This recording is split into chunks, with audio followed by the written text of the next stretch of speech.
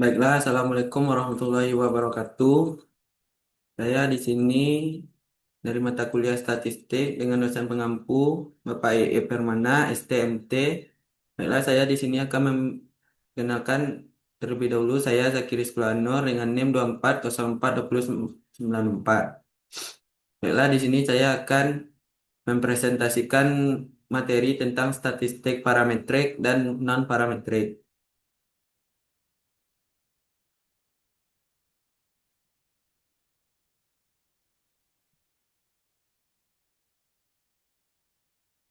Materi pertama yaitu konsep dasar statistik.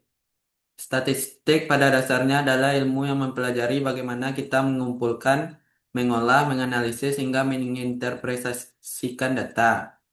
Ada dua fungsi utama statistik. Pertama yaitu statistik deskriptif, yaitu untuk menggambarkan data apa adanya. Misalnya rata-rata nilai ujian dalam satu kelas. Kedua, statistik inferensial, yaitu untuk menarik kesimpulan dari data sampel ke populasi. Misalnya kita meneliti 30 mahasiswa untuk mewakili seluruh mahasiswa di kampus. Jadi konsep dasar ini penting agar kita tahu kapan data hanya dideskripsikan dan kapan kita perlu menarik kesimpulan yang lebih luas. Selanjutnya yaitu penggolongan metode analisis. Metode analisis statistik secara umum dibagi menjadi dua, yaitu statistik parametrik dan non-parametrik. Pemilihan metode ini sangat dipengaruhi oleh beberapa faktor. Pertama, jenis data skala yang kita miliki.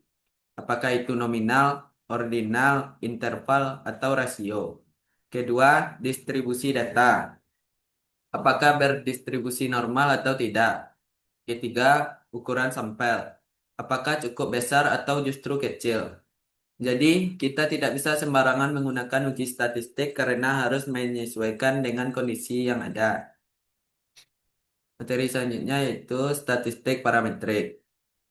Statistik parametrik adalah metode analisis yang didasarkan pada parameter populasi, seperti means dan variance. Metode ini biasanya digunakan jika data kita berskala interval atau rasio. Kemudian distribusinya normal dan varians antar kelompoknya homogen. Karena asumsi-asumsi ini cukup ketat, maka statistik parametrik dianggap lebih kuat atau lebih akurat dalam pengambilan keputusan. Contoh uji parametrik yang sering digunakan adalah uji T, ANOVA, dan regresi linier. Selanjutnya yaitu statistik non-parametrik. Berbeda dengan parametrik, statistik non-parametrik tidak mensyaratkan adanya distribusi normal. Metode ini lebih fleksibel karena bisa digunakan untuk data dengan skala nominal atau ordinal. Juga bisa untuk ukuran sampel yang kecil. Walaupun tingkat kekuatannya tidak sekuat parametrik, non-parametrik tetap sangat bermanfaat ketika asumsi parametrik tidak terpenuhi. Contoh uji non-parametrik antara lain chi-square, Mann-Whitney, Kruskal-Wallis, dan Spearman-Rank. Selanjutnya yaitu perbandingan parametrik dan non-parametrik. Kalau kita bandingkan statistik parametrik dan non-parametrik memiliki perbedaan mendasar. Parametrik biasanya dipakai untuk data interval atau rasio dengan asumsi distribusinya normal dan homogenitas varians. Non-parametrik sebaliknya digunakan untuk data nominal atau ordinal tanpa syarat distribusi tertentu. Dari segi akurasi, parametrik lebih kuat, tapi non-parametrik lebih fleksibel. Jadi, pilihan metode sangat bergantung pada karakter data yang kita analisis. Selanjutnya yaitu penerapan dalam kasus. Untuk memberikan gambaran, mari kita lihat contoh penerapan. Jika kita ingin mengetahui perbedaan rata-rata nilai ujian mahasiswa kelas A dan B, maka kita bisa menggunakan uji parametrik seperti uji T. Sebaliknya, jika kita ingin mengetahui apakah ada hubungan antara jenis kelamin dengan preferensi merek smartphone, maka uji yang tepat adalah non-parametrik, yaitu uji chi-square. Dari sini, terlihat bahwa kasus yang berbeda membutuhkan metode yang berbeda. Selanjutnya yaitu skala pengukuran data.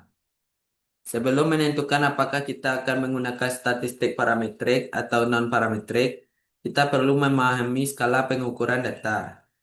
Ada empat data, ada empat skala data utama. Pertama yaitu nominal, yaitu data kategori tanpa urutan, misalnya jenis kelamin atau warna favorit. Kedua yaitu ordinal, yaitu data kategori dengan urutan, misalnya ranking lomba atau tingkat kepuasan. Ketiga yaitu interval, yaitu data numerik dengan jarak yang sama, tetapi tidak memiliki nol mutlak. Contohnya suhu dalam Celcius. Keempat yaitu rasio, yaitu data numerik dengan jarak sama dan nol mutlak. Contohnya berat badan atau tinggi badan. Dengan mengetahui data skala, kita bisa memilih metode analisis statistik yang tepat. Baiklah, sekian presentasi yang dapat saya sampaikan. Terima kasih. Assalamualaikum warahmatullahi wabarakatuh.